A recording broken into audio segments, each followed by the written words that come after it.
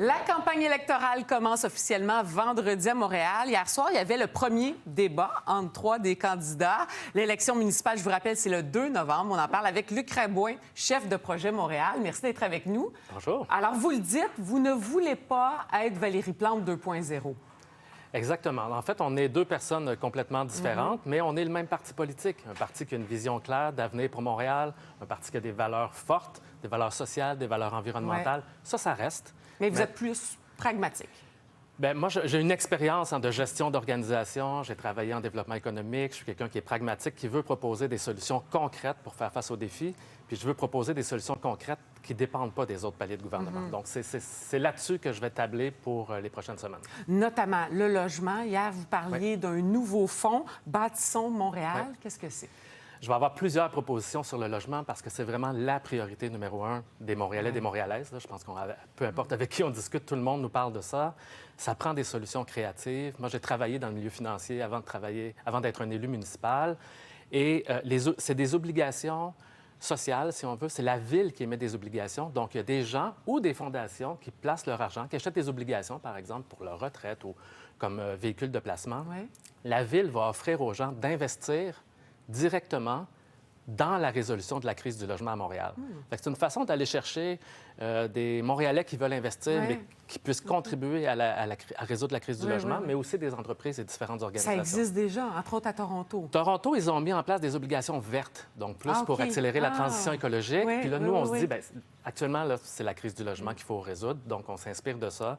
Et c'est ça qu'on va mettre en place. Au centre-ville, ça va pas très bien non plus. Qu'est-ce qu'on peut faire?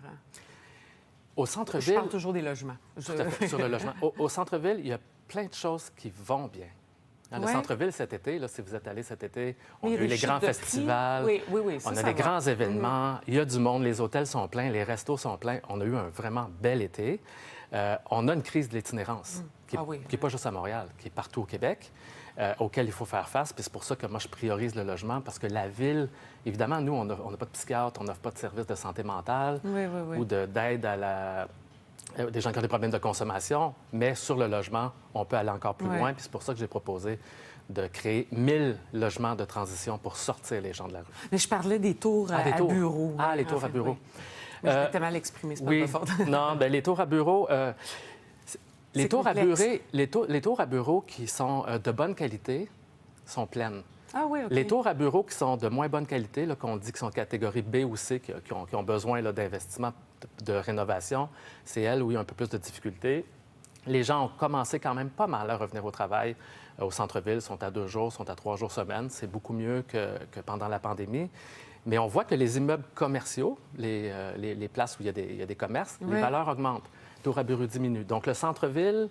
Il faut travailler ça. Il faut travailler ça, puis les gens reviennent de plus en plus au bureau. Il y a des occasions d'avoir accès à des locaux au centre-ville qui sont un peu moins chers. Donc, moi, j'ai vraiment confiance qu'on s'en va dans la bonne direction. Là, OK. Les chantiers, ça aussi, vous voulez vous en occuper parce que c'est difficile en ce moment. Oui, c'est difficile, puis les Montréalais, là, ils comprennent qu'on doit faire des chantiers, qu'on doit réparer les infrastructures parce que pendant 40 ans, les gens avant nous ne l'ont pas fait.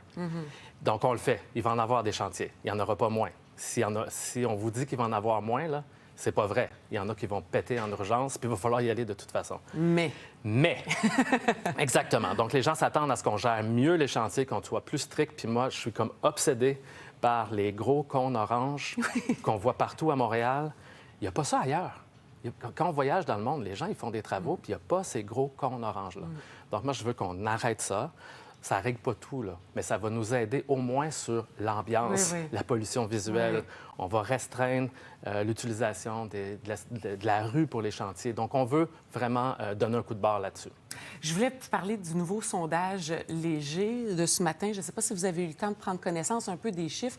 On dit, entre autres, Jean-Marc Léger parle à l'intérieur du sondage du Journal de Montréal et dit la gauche, ça va mal en ce moment. Autant au provincial qu'au fédéral, on voit qu'on a moins d'intérêt. Vous êtes quand même un parti de gauche. Comment vous réagissez? Est-ce que vous sentez, est-ce que vous l'entendez, ça, des citoyens, des Montréalais? pas du tout. Non? En fait, les gens à Montréal ont des valeurs sociales. On est dans une grande ville. Hein. La tendance dans les grandes villes, c'est que les gens sont plus progressistes. Ils sont préoccupés par le logement, par l'itinérance. Les gens ont des valeurs sociales fortes à Montréal. Ils ont aussi des valeurs environnementales fortes. Moi, je fais le pari que les gens, ce qu'ils cherchent, c'est qu'on reste aligné sur ces valeurs-là, mais qu'on propose des solutions concrètes, qu'on ait une approche qui est pragmatique. Puis moi, c'est vraiment ça que j'apporte. Donc, une gauche réaliste, pragmatique, qui propose des solutions concrètes pour régler les problèmes. Dans ce même sondage, on parle des prières de rue. Et la moitié des Québécois disent que ça les inquiète, sont inconfortables. Est-ce que vous metteriez en place un règlement contre les prières de rue? Bien, je sais que le gouvernement du Québec a déjà annoncé son intention d'avoir un projet de loi sur les prières de rue. Donc, s'il le fait, ça va être la même chose partout au Québec. Mais sinon, c'est aux municipalités de décider. Mais aux municipalités, ce qui est important, c'est qu'on s'assure... Montréal, c'est une ville cosmopolite. Là. Il y a plein de gens qui viennent de partout dans le monde, qui ont des croyances différentes. Donc, il faut trouver le bon équilibre entre la liberté d'expression, de religion des gens et l'occupation de l'espace public. Donc, c'est sûr que la religion, pour nous, c'est quelque chose qui est plus personnel, qui doit se faire essentiellement chez soi ou dans les lieux de culte. Occasionnellement, il y a régulièrement des événements où là, il peut y avoir une procession religieuse. Tout ça, on a toujours fait ça, puis c'est acceptable. Donc, vous n'êtes pas contre tout à fait, là. Faut voir. Faut baliser pour s'assurer que ça ne devienne pas quelque chose qui est problématique. OK. Et donc, demain, il y a un autre débat, comme on disait, vous en avez eu un hier. Demain, quel leadership pour Montréal sur la scène internationale? C'est important, ça? C'est absolument important. Pourquoi? Montréal est reconnu à l'échelle internationale.